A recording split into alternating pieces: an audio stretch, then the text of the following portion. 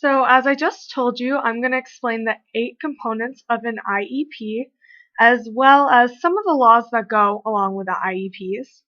And to represent the 8 components of the IEP, I decided to use people, as you can see.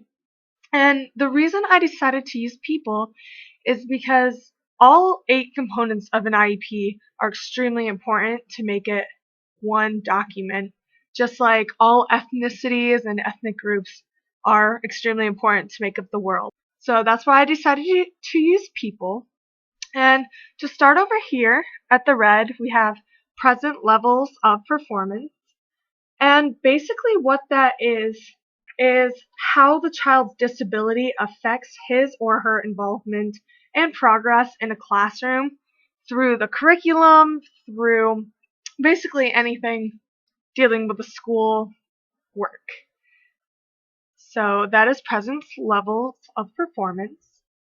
In the orange, we have annual goals, which basically is annual goals. I mean, it's the yearly goals for the student, and these can be academic or just functional goals, such as like life skills that the student may need to succeed. So basically anything they need to be successful, that's what the annual goals are. Now, right here we have reporting of student progress. And basically what that is a description of how the child's progress towards meeting the annual goals will be measured. And this could include periodic progress reports, things like that, to kind of make sure the student is staying on track and where they need to be. And it kind of also helps the teachers be responsible to show that the student is actually progressing. Over here in the green, the dark green, we have the LRE and related services. And basically what that is the child in the least restrictive environment they can possibly be in? Whether that's a general education classroom or a special education classroom, etc. And also what the related services are basically what supplementary aids and services will the child need in order to be successful. This can include a lot of different things like extra help in an area, such as speaking or moving, any health related things. This can include a lot of different services that the child may need. In the light green, right there, we have the accommodations, modifications, and support services for the child.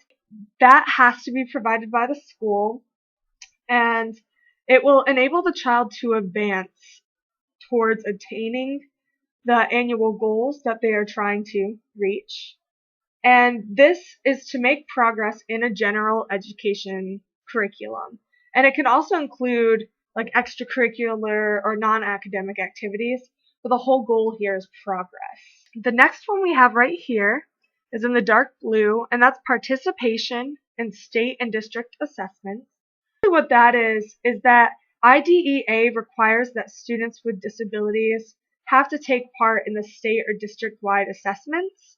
So the IEP team has to kind of decide if the student needs accommodations in testing or another type of assessment entirely. And so that's why this is kind of added into the IEP. So it's extremely important and kind of figures out how the student's going to participate in these tests. Over here in the pink, we have transition services. And basically what the transition services are is for the students to kind of be able to transition out of high school and go into their daily lives and be successful.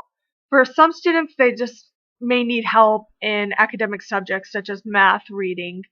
But for other students, this includes life skills to help them live and to be as independent as possible. Now, for frequency and duration of services, the IEP team basically decides when the IEP starts and what services start with it, and then the ending dates for the services. So when the services can just be completely stopped. So as you can see, these are the 8 components of the IEP. And so I hope you get a kind of worldview that all of these are needed to make up the world.